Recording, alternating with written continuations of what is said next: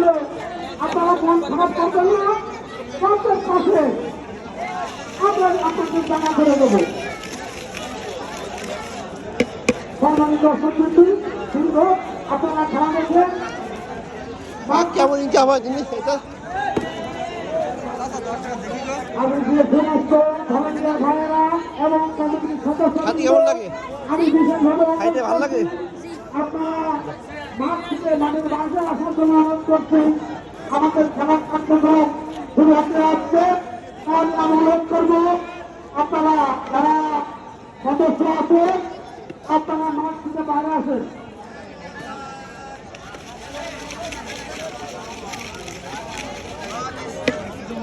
hello hello